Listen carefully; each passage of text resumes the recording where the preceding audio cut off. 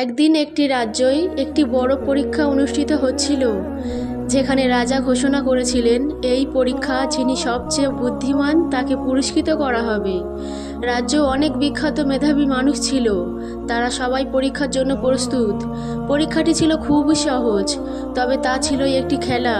রাজা একটি বন্ধ বাক্স এবং একটি দড়ি দিয়ে বললেন, এই বাক্সটি খুলে দেখুন এবং দড়ি দিয়ে তাকে বন্ধ করতে হবে, তবে কিছু ব্যবহার করতে পারবেন না। সবাই অনেক কিছু চেষ্টা করলো, তারা বিভিন্ন উপকরণ ব্যবহার করলো, কিন্তু কেউ সফল হতে পারলো না। তখন এক সাধারণ কৃষক সামনে এসে বলল, আমি চেষ্টা করতে চাই। কৃষক বাক্সটি নিয়ে কিছুক্ষণ চিন্তা করলো এবং বাক্সের ভিতর থেকে একটি ছোট্ট পাথর বের করলো। তারপরে পাথরটি দিয়ে দড়িটি শক্ত করে বাঁধলো। রাজা অবাক হয়ে বললেন, তুমি কিভাবে এমন বুদ্ধি প্রয়োগ করলে?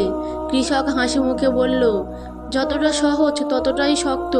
কিছু সময় সৃজনশীল চিন্তা ও সরলতা বড় কাজ করে।